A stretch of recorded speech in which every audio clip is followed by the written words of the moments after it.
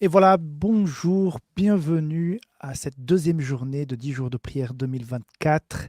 Nous sommes avec le thème cette année, priorité à la foi. Comme vous le savez, les 10 jours de prière, c'est une activité proposée par la conférence générale qui est organisée, le matériel est envoyé et plusieurs entités dans le monde, dont Safelis, organisent donc ces jours pour pouvoir être une bénédiction à ses amis, à ses collaborateurs et à tous ses clients. Donc, merci d'être avec nous. Merci pour votre compagnie dans cette deuxième journée. Aujourd'hui, le thème, c'est le devoir de se reposer. Très intéressant. On va dans la poursuite de thème général suite à ce que nous avons parlé hier. Donc, merci beaucoup de tous ceux qui ont fait des commentaires hier. Nous allons faire peut-être une petite revue à propos de ce que vous avez dit hier. Ça m'a touché parce que j'ai rencontré des gens, j'ai vu des messages des gens que je connais de Suisse où j'ai travaillé auparavant.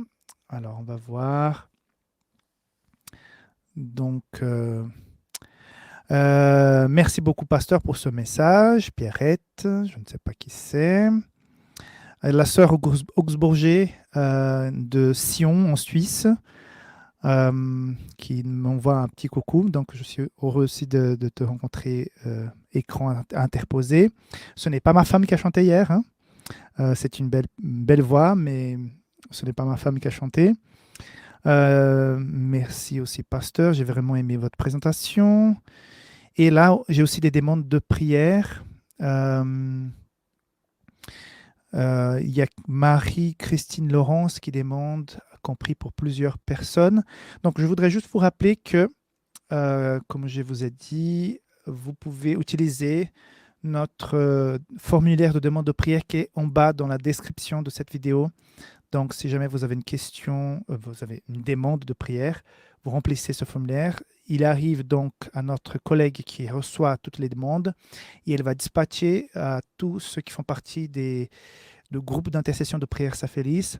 D'ailleurs, si jamais vous souhaitez faire partie de ce groupe, vous pouvez dire en commentaire et nous, on te voit un lien pour que vous puissiez rejoindre le groupe d'intercession. Comme ça, vous allez aussi recevoir les demandes des autres pour pouvoir intercéder. Comme l'histoire de la personne qui était perdue dans un glacier quand elle pensait mourir. Elle a rencontré quelqu'un qui était en train, elle aussi, de souffrir et pensait qu'elle allait mourir. Et donc, cette personne se met à aider l'autre pour pouvoir le sauver. Et en sauvant l'autre, elle sauve en fait elle-même. Donc, quand on prie, quand on intercède pour quelqu'un, nous sommes une bénédiction pour la personne, mais la personne pour qui nous prions nous bénit aussi parce que ce temps passé avec Dieu, c'est un temps qui nous remplit, qui nous bénit. Donc, ça veut dire que parfois, quand les gens ne savent pas quoi dire pendant la prière, c'est peut-être qu'elles prient trop pour elles-mêmes. C'est pas tort de prier, c'est pas un problème de prier pour soi-même, mais parfois, quand on finit de prier pour nous, de parler de nos problèmes, peut-être, voilà, j'ai ma liste, Seigneur, ces personnes passent par ceci, cette famille passe par cela, il y a ce problème de santé chez cette personne. C'est vraiment très, très enrichissant de pouvoir intercéder. Je voudrais aussi vous inviter à rejoindre notre communauté Safelis français. Pourquoi ça s'appelle français? Parce que nous avons des communautés en portugais, espagnol, anglais et français. Et pour distinguer bien les communautés, les chaînes YouTube, réseaux sociaux, donc on met le français. Donc rejoignez notre communauté comme ça. Dès que nous avons produit quelque chose qu'on met en ligne, vous allez recevoir. En plus, il y a aussi les très très beaux articles du site Advent 7, qui seront aussi envoyés de temps en temps. Je voudrais vous parler aujourd'hui d'un livre qui est sur notre site Prier avec les psaumes. J'ai préparé une petite photo de ce livre, si jamais vous ne le connaissez pas. J'ai quelqu'un qui me l'a recommandé. Nous étudions en ce moment même la leçon de l'école de sabbat sur les psaumes.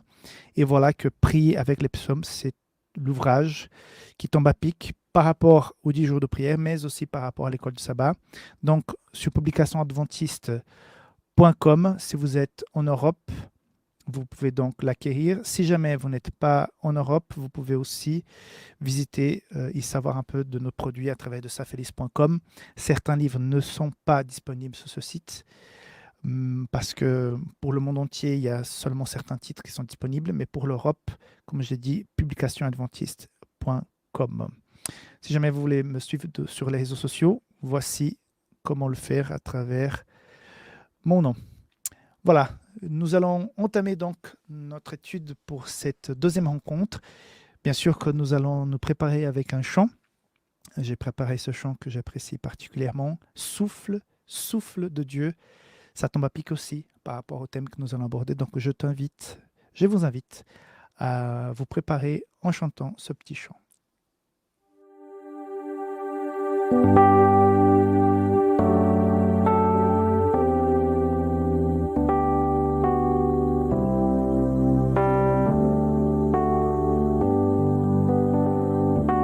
Oh, souffle, souffle de Dieu, nous t'accueillons. Viens purifier nos cœurs.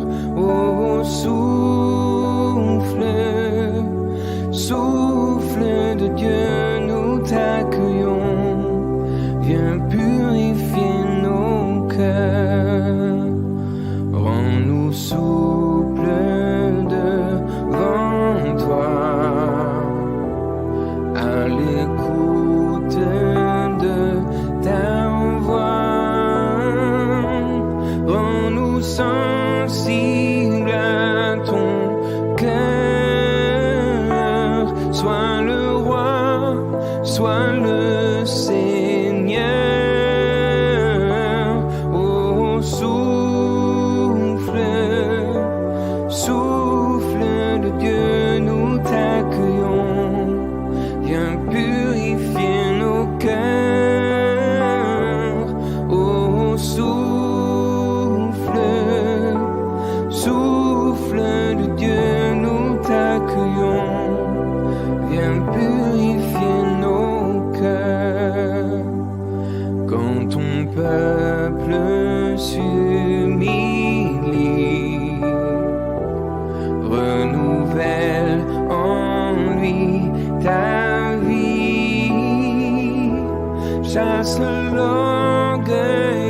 et la crainte et rends ton Église sainte. Oh, souffle, souffle de Dieu, nous t'accueillons.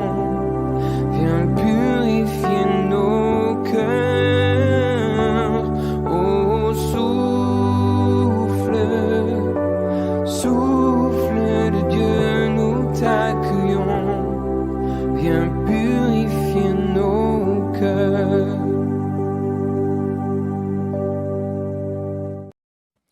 Mes amis, quel chant puissant. Ouais, que le souffle de Dieu puisse remplir notre cœur. Prions ensemble pour démarrer.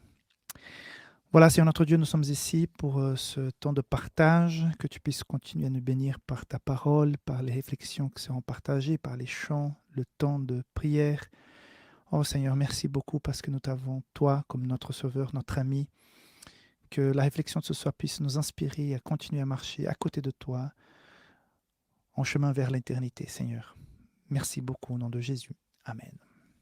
Amen, Seigneur. Voilà, mes amis, le devoir de se reposer. C'est le thème de ce soir. Donc, les versets bibliques que j'apprécie particulièrement, Marc 6, 30 à 32, lisons ensemble.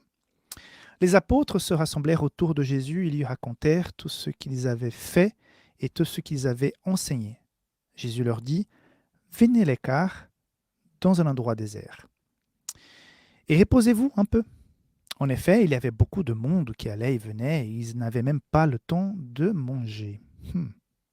Ils partirent donc dans une barque pour aller à l'écart dans un endroit. Mes amis, j'apprécie énormément ces versets parce que dans ce chapitre 6 de Marc, les disciples sont partis pour la mission 2 à 2. Avant, ils avaient parti avec les 70, là, ils sont partis 2 à 2, les 12. Ils ont vécu peut-être des choses étonnantes, miracles, même des rencontres avec le démon, où ils ont pu les chasser. Je ne sais pas. plein de choses. Donc, quand ils reviennent, en même temps qu'ils étaient partis, qu'ils reviennent, il y avait toutes ces personnes qui suivaient Jésus, qui voulaient entendre parler, qui voulaient des miracles, qui voulaient le toucher, qui voulaient juste parce qu'ils étaient curieux de le voir. Et je vois un tourbillon de choses et des gens autour de Jésus. Et tout à coup, il va dire, eh, mettons-nous un peu à l'écart. C'est pas que Jésus n'aimait pas les gens, ce n'est pas que Jésus voulait s'éloigner, pardon, mais c'était un moment où il fallait prendre du repos, poser certaines choses pour mastiquer, digérer un peu ce que les disciples avaient vécu pendant ce temps de missionnaire 2 à 2 dans les villages autour. Et c'est vraiment beau. Et quels sont les messages, les enseignements de ces versets? J'en ai pris quelques-uns que je voulais partager avec vous. Le premier, c'est l'activisme. Vivre dans une société où l'activité constante est glorifiée crée des pressions pour être occupé en permanence. L'indisponibilité est souvent admirée. Voyez-vous? L'indisponibilité est souvent admirée. Nous sommes dans un monde où certains qui sont proactifs, et je m'y inclus, comme j'ai dit hier, j'ai la tendance d'être pas mal actif, mais parfois, nous allons vivre cette suractivité comme un prétexte pour cacher quelque chose d'autre. Je m'explique. Peut-être vous avez vraiment plaisir de servir l'Église et vous n'aimez pas du tout votre travail ou vous avez des soucis à la maison avec votre famille. Qu'est-ce que vous faites?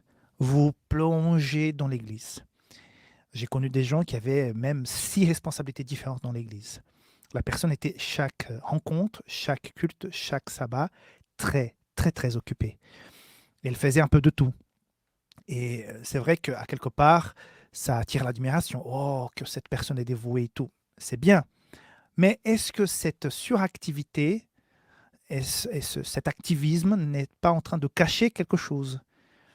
Peut-être, oui, la personne a le don, elle aime beaucoup, elle est heureuse, mais peut-être elle est frustrée au niveau de son travail et finalement, c'est en se donnant à fond au niveau de son église qu'elle va retrouver un peu d'estime de soi.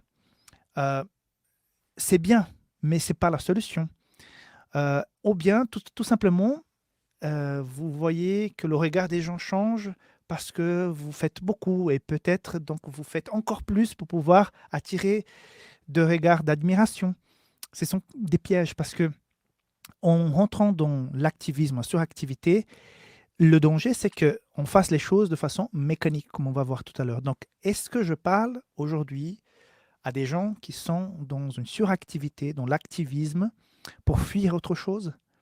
Et même si ce n'était pas pour fuir, est-ce que peut-être cela n'est pas en train d'étouffer quelque chose qui aurait dû être réglé, mais vous étouffez avec votre train-train et que vous n'avez même pas le temps de s'arrêter pour traiter ces affaires, ces choses-là?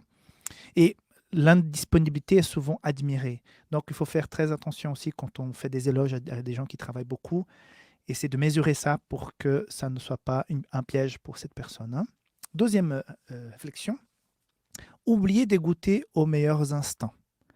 En nous consacrant au travail, aux activités à l'église, sport, toutes sortes de choses, nous pouvons oublier de cultiver ce qui est agréable à Dieu, les relations.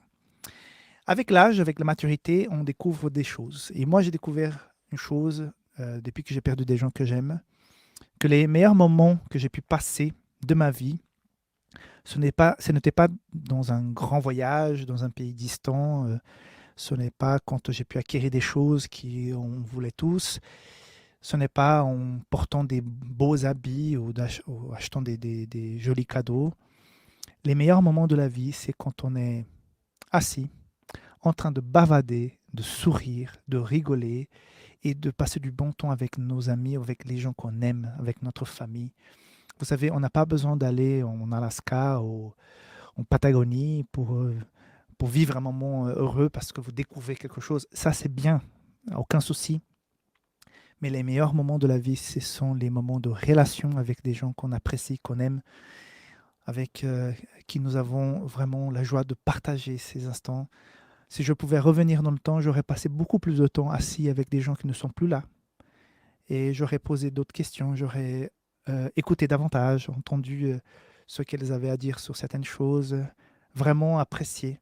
Donc les moments où j'ai partagé ça avec des gens que j'aimais, ça c'est le meilleur. Donc peut-être nous sommes tellement actifs, tellement productifs, tellement dans l'activité que nous ne passons pas assez du temps autour et avec des personnes qui, voilà, qui font en sorte que notre vie ait un peu plus de joie, ça brille un peu plus avec ces personnes. Donc, réfléchissez, peut-être vous avez besoin, comme moi, comme beaucoup de personnes, de passer plus de temps avec les gens qu'on aime et simplement être à côté et discuter, et sourire et rigoler.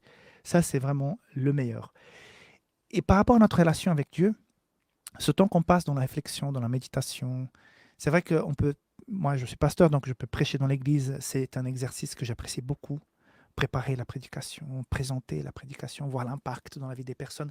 Mais le plus important, ce n'est pas la prédication ni la préparation, c'est les moments où je passe avec Dieu qui m'inspirent à transmettre ce message. Donc, ces moments de prière, d'intercession pour d'autres personnes où nous gardons enrichissons cette relation avec Dieu, ça c'est le plus important. Donc, voilà un deuxième point que je voulais remarquer. Et comme je dis, je voulais toujours faire une connexion avec une histoire biblique. Aujourd'hui, je vous propose donc celle qui est dans Luc chapitre 10, versets 38 à 42, qui dit ceci. Comme Jésus était en chemin avec ses disciples, il entra dans un village et une femme nommée Marthe le reçut dans sa maison. Elle avait une sœur nommée Marie qui, s'étant assise aux pieds du Seigneur, écoutait sa parole. Marthe, occupée à divers soins domestiques, survint et dit « Seigneur, cela ne te fait-il rien que ma sœur me laisse seule pour servir? Dis-lui donc de m'aider. » Voilà, elle donne des ordres déjà à Jésus. Hein. On voit déjà le type de personne. Hein. Le Seigneur lui répondit « Marthe, Marthe, tu t'inquiètes et tu t'agites pour beaucoup de choses. Une seule chose est nécessaire. Marie a choisi la bonne part, que ne lui sera point ôtée. » Waouh! Mais quelle réaction, quel moment beau de ce Jésus qui est là pour nous enseigner, pour prêcher. Dans la simplicité, il est en train de dire, Marthe, Marthe, il y a plusieurs parts dans la vie. Vous voyez, le texte dit qu'il y a plusieurs parts. Et Marie a choisi la meilleure part. Il n'est pas en train de dire, Marthe, il faut arrêter de nettoyer, il faut arrêter de ranger, il faut arrêter de cuisiner, parce qu'il faut que la maison soit propre, il faut qu'il y ait à manger. Tout ça, c'est bien, c'est juste. Mais à ce moment-là, ce n'était pas le meilleur moment pour faire ça. C'était le moment de s'asseoir, écouter et vivre cette relation avec le Christ. Imaginez, Jésus est dans ton salon, chez toi, et tu es en train de te taper les casseroles. C'est pas possible. Non, tu dois être au pied de Jésus en train de l'écouter. Oublie les casseroles, oublie la cuisine, parce qu'à la fin, quand tout le monde aura écouté, bah, je pense que Marthe, Marie, et imaginez même Jésus se mettent à aider dans la cuisine. Ça serait formidable, non? Je ne sais pas comment ça s'est passé après, mais vous voyez, les relations d'abord. Mais c'est tellement difficile. Hein? Parfois, nous avons des obligations, nous avons le travail, nous avons des choses à faire après le travail, des démarches. Je sais que ce n'est pas tous les jours possible, mais l'objectif de 10 jours de prière, c'est de nous sensibiliser à passer plus de temps avec Dieu. Et avec le thème de cette année, que je trouve assez bien, voilà, passer plus de temps de qualité pour les relations. Et cette histoire me fait rappeler de cela. Troisième point, la précipitation peut devenir un obstacle à une relation intime avec le Dieu vivant. L'amour exige une attention particulière en un espace-temps de qualité. Alors, on peut passer du temps, mais il faut que le temps soit de qualité. Nous avons déjà toujours entendu ça. Mais j'aime beaucoup les personnes qui sont assez spontanées. La spontanéité est quelque chose que j'apprécie. Parfois, je suis dans certains domaines assez spontané, d'autres moins. Mais j'apprécie les gens qui sont spontanés. Ça fait plaisir d'être avec ces gens. Tu ne sais jamais ce qu'elles vont dire, mais elles vont toujours réagir d'une façon drôle et inspirante. Et voilà, c'est super. Par contre, il ne faut pas confondre la personne spontanée avec la personne précipitée. Parce que la personne spontanée n'est pas en train de prendre des décisions. La précipitation, c'est quand tu dois faire quelque chose, dire quelque chose, mais tu n'as pas pris le temps de poser la chose, la situation, réfléchir pour savoir comment réagir, comment répondre, comment parler. Et la précipitation nous fait souffrir, nous fait perdre du temps, fait parfois du mal à d'autres personnes. Par exemple, quand vous êtes fâché par rapport à quelque chose qui est arrivé, vous devez réagir, vous devez répondre. Quand c'est par courriel, oralement, par téléphone, j'essaye. Hein. Je sais que c'est pas simple, mais d'attendre un peu, parce que si on répond tout de suite, on regrette souvent, parce qu'on va être beaucoup plus incisif, beaucoup plus dur, et ce n'est pas ça, en fait. Et quand les choses se calment, tu te dis, mais attends, c'était pas non plus la mer à boire, ça, et puis il fallait pas réagir de cette manière-là. Donc, voilà, éviter la précipitation, parce que quand on prend des décisions de façon précipitée, on doit assumer les conséquences et peut-être une surcharge d'activité, de travail, d'émotions, et ça va rompre notre relation avec Dieu. Point numéro 4, bien que motivé par un amour sincère pour Dieu, notre empressement excessif à servir peut, paradoxalement, entraîner un éloignement spirituel. La vitalité spirituelle est remplacée par des habitudes. C'est surtout cette dernière phrase que je voulais partager avec vous. Avoir une vitalité, une vie spirituelle, ça veut dire qu'on passe tout le temps, on pose les choses, on se réveille le matin, nos premières pensées sont pour le Christ, notre démon, c'est qui nous accompagne. Comme j'ai dit hier, nous impliquons Dieu dans ce qu'on fait pour pouvoir faire en sorte qu'on soit plus connecté pendant la journée, pendant tout ce qu'on fait. Donc, quand on fait les choses, beaucoup trop de choses, et on doit répéter, ça peut devenir rapidement une habitude vide de sens. Et ça, si on doit faire beaucoup, ça va enlever notre temps de relation de qualité avec le Christ. Donc, quand on fait trop, à quelque part, quelqu'un va perdre. Soit santé, famille, église, travail, et surtout, notre vie spirituelle. Donc, essayons de trier tout ce qu'on doit faire parce que, comme je dis hier, parfois, il faut couper à vif pour enlever certaines choses. 5e point, discerner la vérité de l'erreur nécessite une vigilance constante pour ne pas succomber aux séductions. Une vie posée permettra de mieux comprendre ce qui se passe autour. Pour donner suite au point précédent, parfois nous sommes amenés à prendre des décisions. Et voilà que le moment arrive comme ça, on doit prendre une décision, mais on est tellement fatigué de la tête, on a tellement fait des choses, on fait tellement trop de choses en même temps.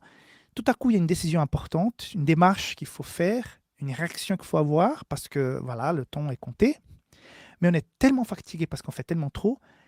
À ce moment-là, on n'arrive pas à distinguer, même entre les choses bonnes, quelle est la meilleure. Hein? Parfois, on peut tout simplement dire entre le mauvais et le bon, je vais toujours choisir le bon, ça c'est plus simple. Par contre, certaines choses sont voilées, ou même plusieurs options sont bonnes, mais quelle est la meilleure? Et quand on a cette communion, cette relation, on est posé, on a fait notre rencontre avec le Christ le matin, j'ai l'impression que mes décisions sont meilleures pendant la journée, plus posées, en directe relation avec le temps que je passais avec le Christ le matin. Donc, voilà, pour distinguer certaines options entre ce qui est bon et mauvais, entre ce qui est le meilleur parmi les bonnes choses, il faut passer du temps avec le Christ et être posé. 6e point. À maintes reprises, Dieu nous appelle à nous arrêter, à faire une pause, à observer ses œuvres. Le Seigneur connaît le danger quand nos esprits sont pris dans les tourbillons quotidiens. Mes amis, Dieu parle avec nous au travers de la prière, au travers de la Bible. Mais Dieu se communique aussi avec nous quand on prend le temps d'aller voir ses œuvres, sortir un peu, aller se balader. Si tu as un chien, peut-être sortir avec le chien pour pouvoir profiter de la nature, respirer un bon coup à l'extérieur. Et c'est souvent le moment où tu es en contact, si tu peux, là où tu vis, avec la nature. Donc, quand on voit les œuvres, on voit Dieu, parce que si Dieu est le créateur, ses créations nous rappellent, ont sa signature, rappellent le créateur. Donc, passer du temps dans un beau paysage, méditer, voir les étoiles, le soleil, les plantes, les insectes, les animaux, ça nous rappelle qu'il y a un créateur, parce que c'est tellement parfait, c'est tellement beau, c'est tellement puissant, et on est enrichi après ces moments-là. Donc, depuis quelque temps, depuis que je suis en Espagne, j'ai quelques sabbats où j'ai l'après-midi de sabbat libre, chose que je n'avais pas auparavant. Et parfois, je sors justement me balader avec mon chien. Ouf, j'ai des beaux paysages en Espagne, près de chez moi. On habite dans la campagne, vraiment une zone vraiment très peu peuplée. Et c'est tellement beau de marcher dans la nature. Et tu finis par penser à Dieu parce qu'il est là, quoi. Il est dans la création. Septième et dernier point, Jésus lui-même a pris le temps de se reposer pendant son ministère. L'activisme peut compromettre la vitalité spirituelle et suivre Jésus signifie également prendre des moments de repos.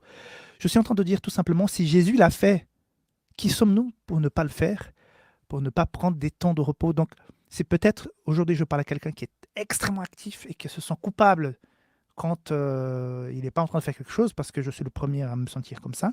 J'ai l'impression que quand j'ai un peu de temps libre, si je ne le remplis pas avec une activité, je suis en train de perdre du temps, de voler Dieu, de voler ma famille.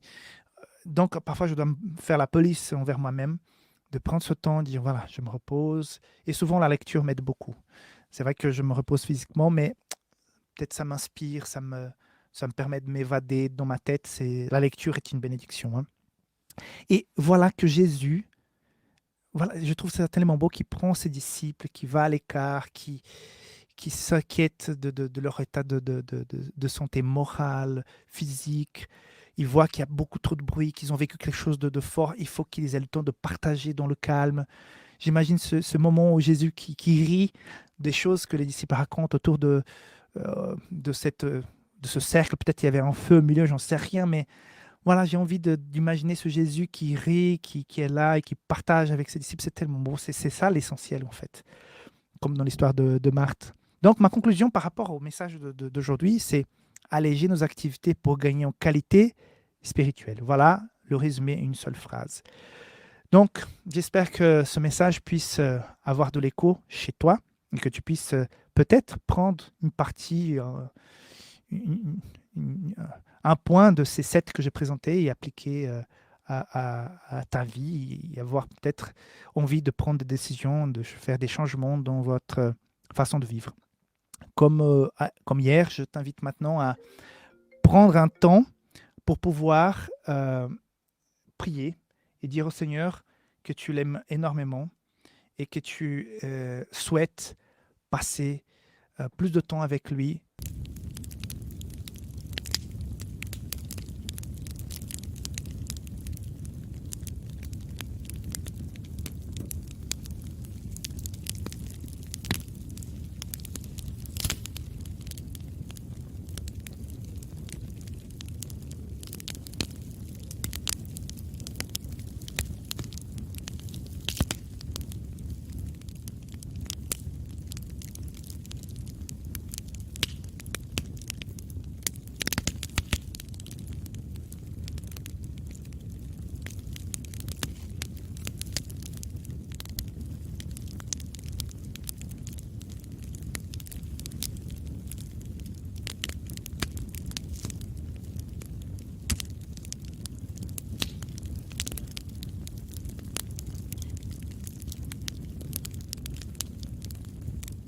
Maintenant, je voudrais t'inviter à la bénédiction finale que j'ai préparée au travers de ce texte. J'espère que tu puisses le recevoir là où tu es. Donc, peut-être si tu peux fermer les yeux ou bien écouter cette bénédiction pour qu'elle puisse être aussi la tienne. Que la grâce infinie de notre Seigneur repose sur chacun de vous. Puissiez-vous trouver le courage de vous retirer à l'écart dans le désert de la présence de Dieu et de vous reposer un peu. Que la précipitation ne soit pas votre ennemi, mais que le Saint-Esprit guide chacun de vos pas dans une relation intime et de qualité avec le Dieu vivant. Que votre amour sincère pour Dieu ne se perde pas dans la routine, mais que chaque action soit conduite par la puissance du Saint-Esprit, préservant ainsi la vitalité spirituelle. Seigneur, que ton visage resplendisse sur nos vies, manifestant ta grâce et ta miséricorde de façon abondante. Que ton regard bienveillant guide nos pas dans la simplicité et l'abondance de ta présence. Que le Seigneur nous bénisse et nous protège. Que le Seigneur fasse briller sur nous son visage et qu'il ait pitié de nous. Qu'il nous regarde avec bonté et qu'il nous donne sa paix. Amen. Donc, pour conclure, je voudrais faire quelques petits rappels importants concernant notre communauté sur WhatsApp. Si vous voulez recevoir régulièrement de nos publications, tous les contenus que nous sommes en train de créer, ou bien des nouveautés au niveau des livres, des articles aussi qu'on partage à partir de Advent 7. Donc, rejoignez donc notre communauté sur WhatsApp. Le lien est en description en bas de cette vidéo. Rappelez aussi que si jamais vous avez une quête de prière, vous pouvez aussi la soumettre à notre équipe d'intercession qui va la recevoir. Donc, il y a un formulaire aussi dans la description de cette vidéo. Vous cliquez, vous remplissez un petit carré qui apparaît avec votre demande de prière et ça va automatiquement à notre collègue qui s'occupe de dispatcher ça aux différentes personnes qui vont prier pour cette demande. Certains le font en commentaire en bas. C'est bien, mais ça nous complique un petit peu la tâche parce qu'on doit copier-coller. Mais si jamais si vous n'arrivez pas à trouver le formulaire, il vaut mieux le mettre en commentaire. Ok ? Donc, n'oubliez pas de vous abonner. Si jamais vous avez regardé ce contenu mais que vous n'êtes pas abonné, c'est une grande erreur. Donc, il faut régler ça en vous abonnant. Partagez aussi avec vos amis, votre église, dans les groupes WhatsApp de votre famille. Et voilà, si vous voulez savoir davantage sur nos publications en Europe, publicationsadventiste.com en français, pour tous nos ouvrages en français, ou bien à partir d'une autre région du monde, vous pouvez aussi nous rejoindre par safelice.com. Donc merci beaucoup, c'était le deuxième jour de notre parcours spirituel de 10 jours, priorité à la foi, donc 10 jours de prière 2024. On se retrouve demain pour notre troisième journée. D'ici là, que Dieu vous bénisse abondamment et merci beaucoup de votre compagnie. Bye bye.